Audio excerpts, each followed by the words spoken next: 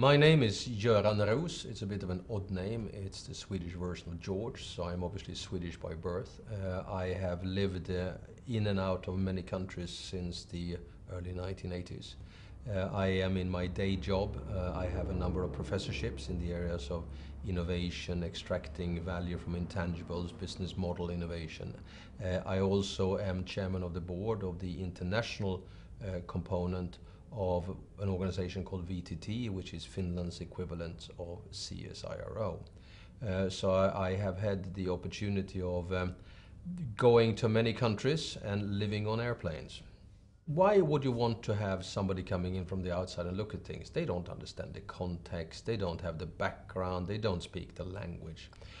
There is an interesting law called the law of requisite variety. And if I'm going to put in a very simplistic terms, it would be that the dynamics of the environment must be matched by the diversity of the team. In other words, if you have no change, everything ticks along nicely and everything is totally predictable, you want a group of people around you who are exactly like you. They have the same view, the same thing, the same knowledge, because then it's perfect. But the more unpredictability and the more change you introduce in the environment, the more you need people that are different. So if you have a high level of variability, a high level of unpredictability, and a high level of change, you want as many people as possible who are as different as possible. And I think we can all agree that at present, change is quite high in the Australian environment. And hence, I think it's quite important that you bring in people who have completely different viewpoints than you have. Doesn't mean you're going to do what they tell you, but at least you can listen to them and reflect and maybe occasionally change the way you do things for hopefully the better.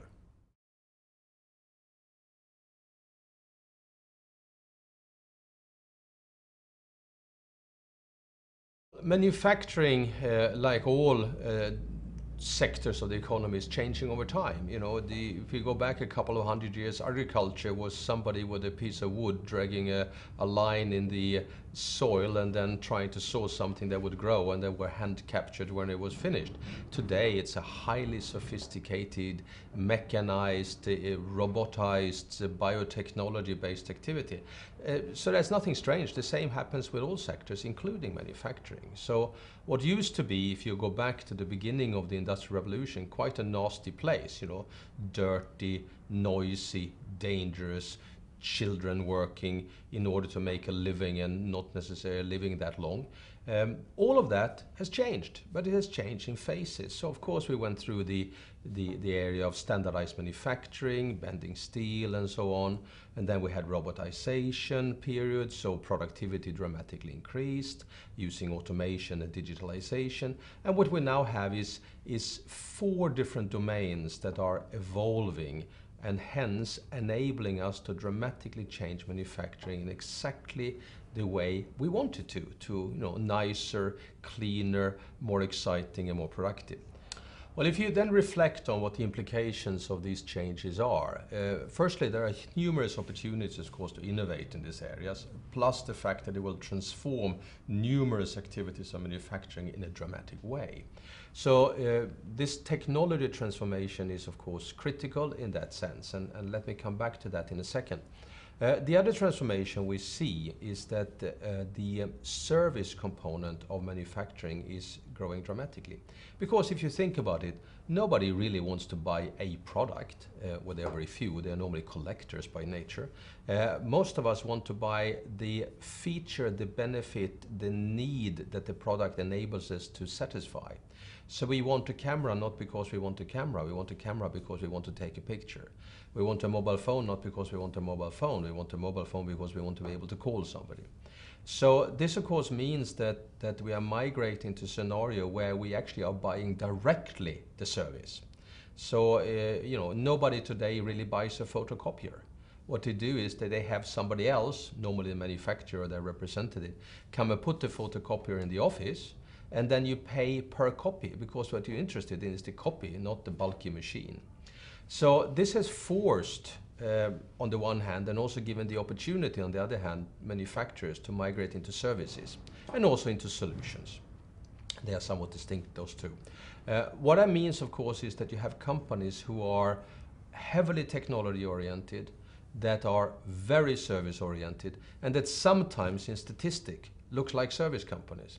And that sometimes means that the statistic tends to tell us the wrong things. It tends to say that manufacturing is dying and service is growing. And that is not necessarily right to the extent that the statistics seems to indicate.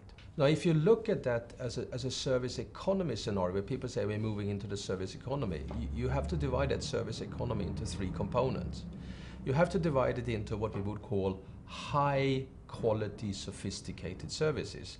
The things done by accounting firms, very sophisticated management consulting firms, investment bankers, and so on. These are the type of service job that people tend to think about when they think about services. They are well paid, they are reasonably innovative, and they attract capable people and are an asset to the economy. The next group, which is very large, are the services that are surrounding manufactured goods. Be that after-sales service, be that repairs, be that the provision of solutions and so on. This is a very large chunk, and that is actually something completely interlinked with manufacturing, and without manufacturing, this does not exist. And it's worth also mentioning that the first group, the very sophisticated one, has most of the customers in manufacturing sectors. Without manufacturing, they wouldn't exist either.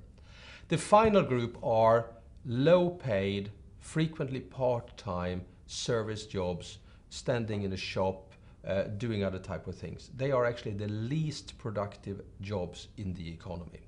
So if you migrate people from manufacturing to those jobs, for example in the US, annually the gross national product shrinks by 0.3% as a consequence of that reduction in productivity.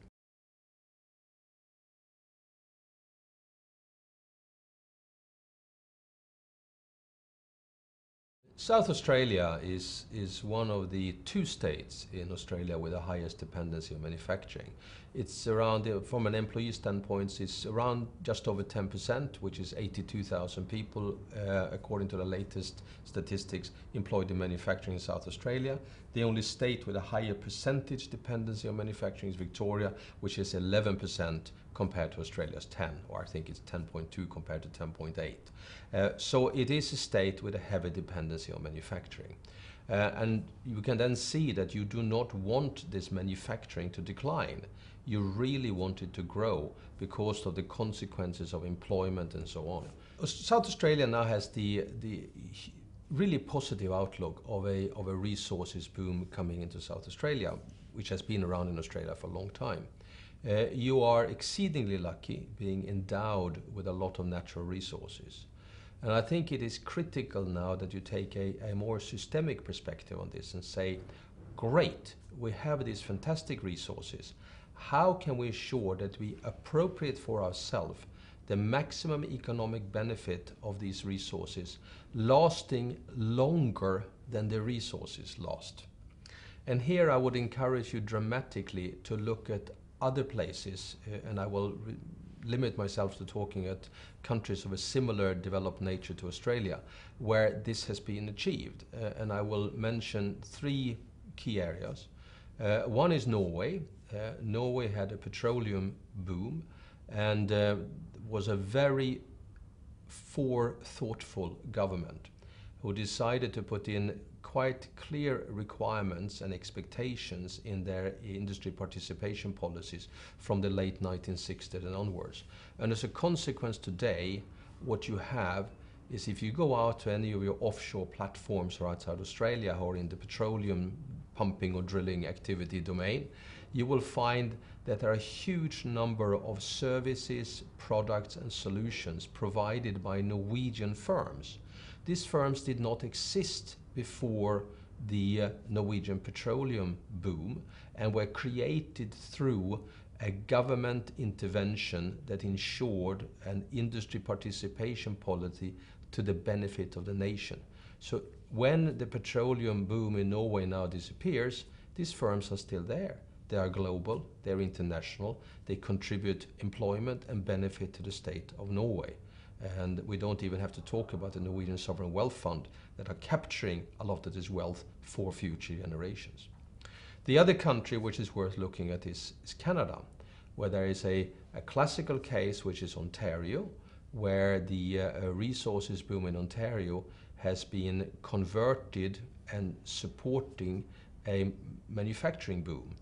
Huge effort has gone into building clever clusters around manufacturing and services that are supporting the resources and are being supported by the resources firms.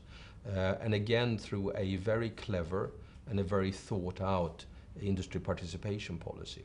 And at the moment, there is another project coming online in Newfoundland called the Hebron project, where again there is a very clear industry participation policy to ensure long-term benefits of this resources project.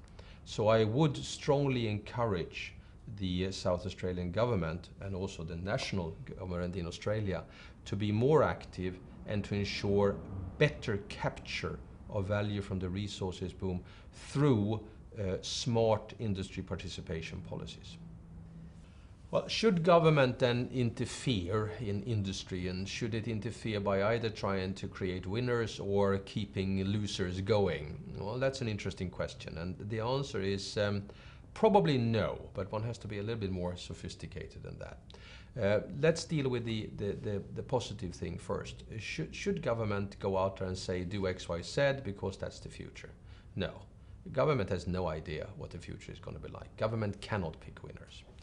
What government can do is create a map and say, look, here are all the things that we think will happen. You know, you pick where you think it will go. But it's the firm at the end of the day who made the choice, and it's the firm that is responsible for its own life and its own success. Now let's move over to the negative side. So you have a firm in decline. You know, should you save it? Well, actually, no, you shouldn't.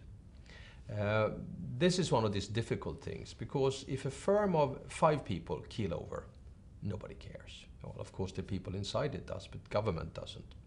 But if a firm with 50,000 employed keel over, suddenly governments worry.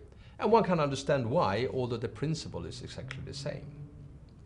Now, all type of firms are having a life cycle. You know, they started at some point in time, they then grow and they mature and then decline and then they die.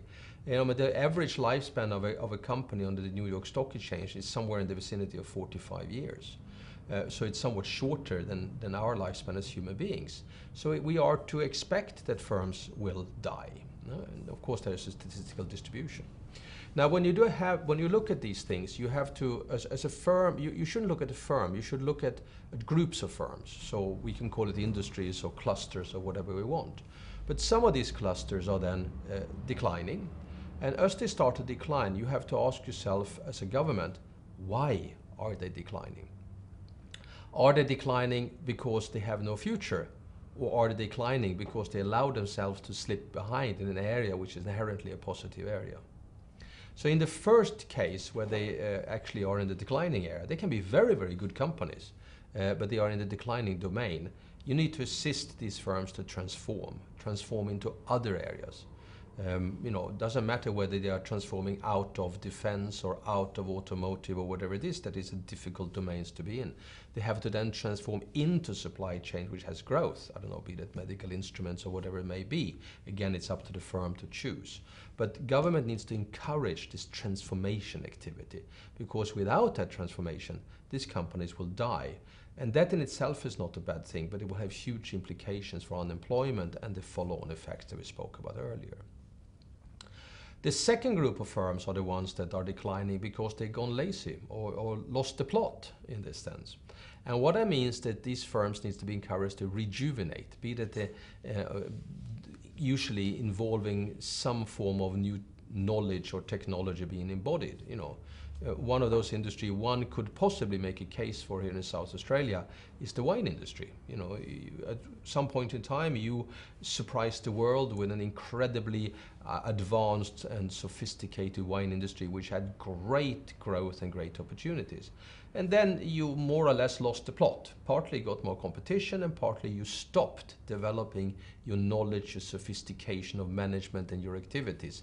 And you started to shoot yourself in the foot by dumping large amounts of not so very good wine on the market, giving you bad name, engaging in supply chains with retailers where you allowed yourself to be bargained down and become clean skins and other types of branded products. So there is a rejuvenation necessary in these type of industries.